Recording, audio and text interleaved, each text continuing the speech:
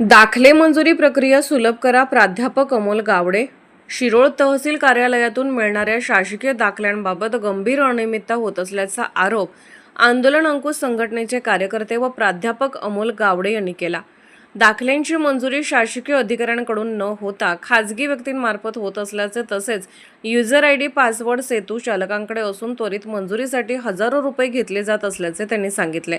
दाखले मंजुरीची प्रक्रिया सुलभ करून अर्ज आलेल्या क्रमाने पडताळणी करून मंजुरी द्यावी आणि जास्त पैसे देणाऱ्यांना प्राधान्य देण्याची पद्धत बंद करावी अशी मागणी त्यांनी केली.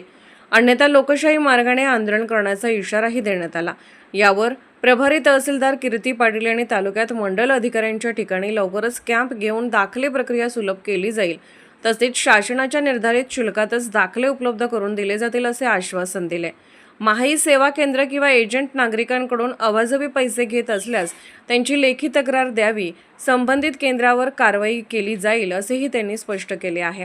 यावेळी आंदोलन अंकुश संघटनेचे अध्यक्ष धनाजी चुडमुंगे, जिल्हाध्यक्ष राकेश जगदाळे, कृष्णा देशमुख, अक्षय पाटील, राजू आवडे, मंगेश नलावडे आदी उपस्थित होते. नमस्कार.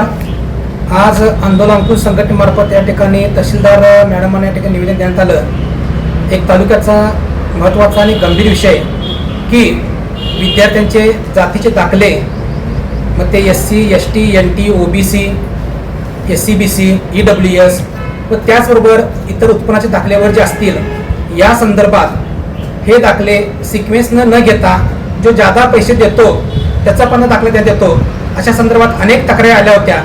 या संदर्भात आज तहसीलदार मॅडमांना भेटून की इथून पुढं सर्वांचे दाखले हे सिक्वेन्सनुसार त्या ठिकाणी मंजूर करण्यात यावेत असे त्यांना या आशयाचे निवेदन देण्यात आले. त्याचबरोबर तालुक्यातील जेवढ्या माही सेवा केंद्र आहेत यांच्याकडून जी लूट होते किंवा सेतू केंद्र जे आहे यांच्याकडून या संदर्भाची लूट होते, यांच्यावरती चाप लावावा आणि जर अशी कोणाची तक्रार जर आली तर त्या ठिकाणी त्यांचं माही सेवा केंद्र बंद करण्यात यावं अशी मागणी या ठिकाणी तहसीलदार मॅडमांच्याकडे करण्यात आली.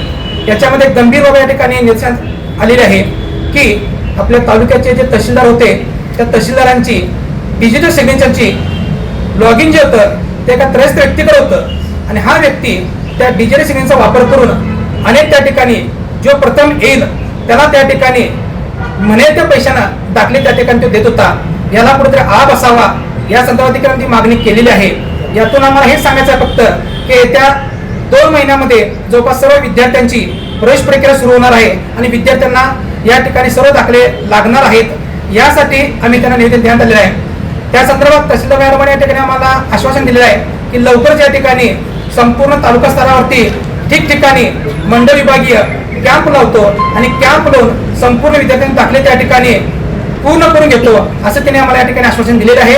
आणि याचबरोबर त्यांनी असं आश्वासन दिलेलं आहे यापुढे जर कोणत्याही माहिती सेवा केंद्रात जर तक्रार जर आली किंवा आमच्या क्षेत्रात असेल किंवा नागरिकांना देखील आव्हान आहे, जर कोणताही माहिती सेवा केंद्र या ठिकाणी दाखल्यामध्ये कुचंबणा करत असेल, जादा पैसे जर घेत असेल तर तक्रार ती तहसीलदारांच्याकडे करावी किंवा आंदोलनाशी संपर्क साधावा, त्याच्यावर त्वरित कारवाई करण्यात येईल. धन्यवाद.